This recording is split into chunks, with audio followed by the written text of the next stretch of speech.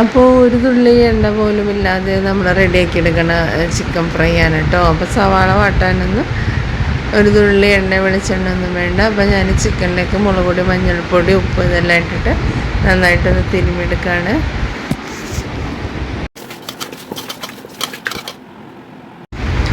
പിന്നെ ഇത് എയർ ഫ്രയറിലാണ് കേട്ടോ ഞാൻ ഫ്രൈ ചെയ്തെടുക്കണത്. അപ്പോൾ ഞാൻ പാനിൽ കുറച്ച് വെളിച്ചെണ്ണ തൂത്തെടുത്തിട്ട് അത് ഇട്ടെടുത്തിട്ടൊന്ന് ഫ്രൈ ചെയ്തെടുക്കുകയാണ്. നമ്മൾ ഇതെല്ലാം ഒരുമിച്ചിട്ട് എടുത്തിട്ടാണ് കേട്ടോ ഫ്രൈ ചെയ്യുന്നത്.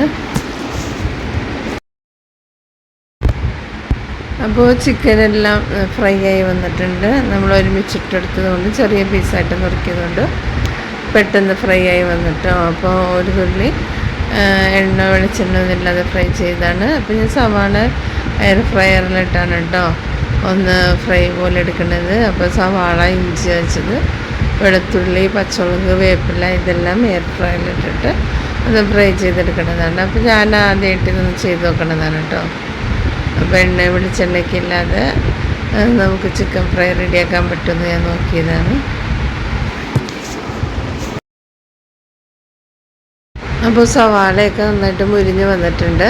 ഇത്തിരി ടൈം മതിയായതുകൊണ്ട് ചെറുതായിട്ട് ചില പീസുകളൊക്കെ ഒന്ന് കരിഞ്ഞു പോയിട്ടുണ്ട് കേട്ടോ. എന്നാലും വലിയ കുഴപ്പമില്ല. അപ്പോൾ ഞാനൊരു ചുവക്ക് ടേസ്റ്റിന് വേണ്ടിയിട്ട് ഒരിത്തിരി വെളിച്ചെണ്ണ ഒഴിച്ചിട്ട് സവാള അതിലേക്ക് ഇട്ട് കൊടുത്തൊന്ന് ചൂടാക്കി എടുക്കുകയാണ്.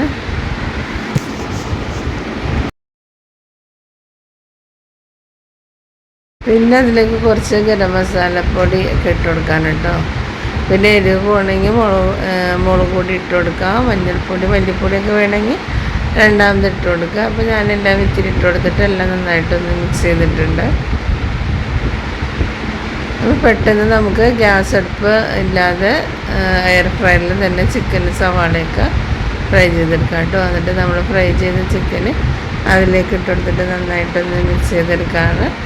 സംഭവമൊക്കെ സൂപ്പറാണ്.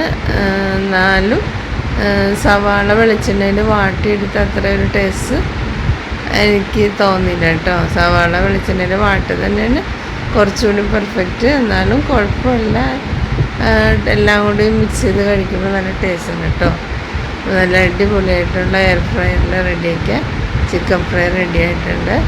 വീഡിയോ ഇഷ്ടമായെങ്കിൽ ലൈക്ക് ചെയ്യുക, ഷെയർ ചെയ്യുക, കമൻറ്റ് ചെയ്യുക കേട്ടോ.